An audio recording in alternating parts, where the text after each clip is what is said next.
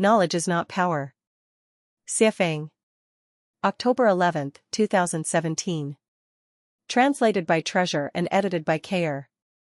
Knowledge is a combination of the experience and cognition accumulated by our social and productive practical activities. One can possess a wealth of knowledge, which means that they possess the foundation to gain power, but no matter how much knowledge they have, it does not mean that they will ever have power. It is like a library which has abundant knowledge but no power. From the point of storing knowledge, a person's brain is only like a library.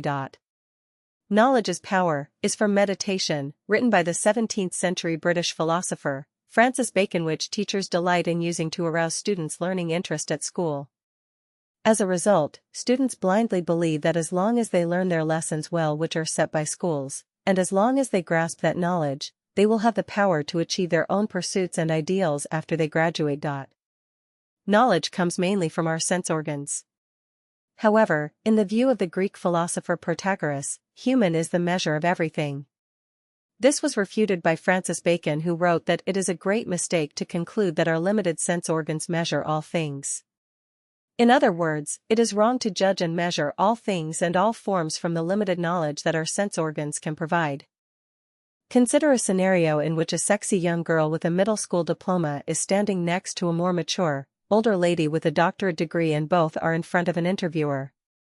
Which one is more likely to arouse the man's rich imagination, alter his mood, and motivate his intense vitality?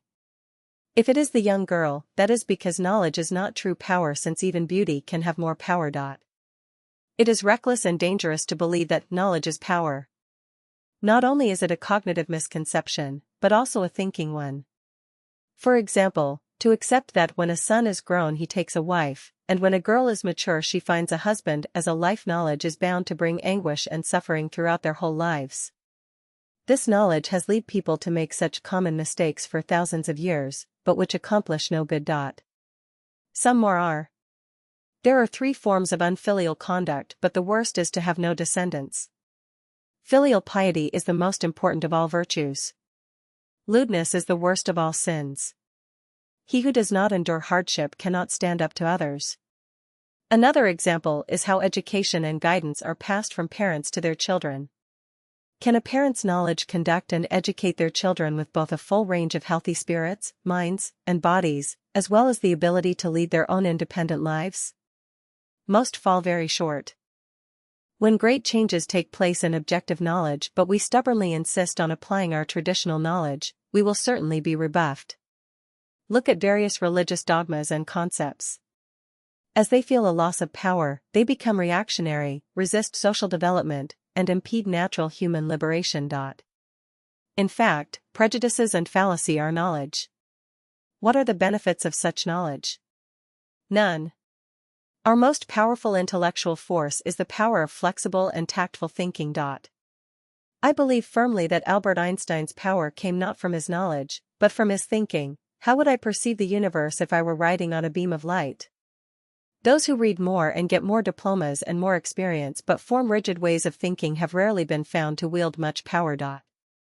Lasting power comes from neither knowledge nor from powerful economic strength and national defense forces, but from sincerity, kindness, virtue, love, faith, and honesty. Sincere deeds have power, kind behavior has power, things of virtue have power, love is a powerful force, honest quality has power, people who keep their words and their faith have power. Conclusion: knowledge must be learned and accumulated, but knowledge has limitation, danger, and can be reactionary. Never believe blindly that having knowledge is synonymous with having power. Rather than spending your precious time on chasing knowledge, you would be well advised to concentrate your efforts on sincerity, kindness, virtue, love, faith, and honesty, for those are the people who will enjoy lasting power. Meanwhile, take pains to develop your way of thinking by never spending time and effort reciting your former knowledge or stubbornly judging and adapting to a changing, living reality with dead, prejudicial knowledge.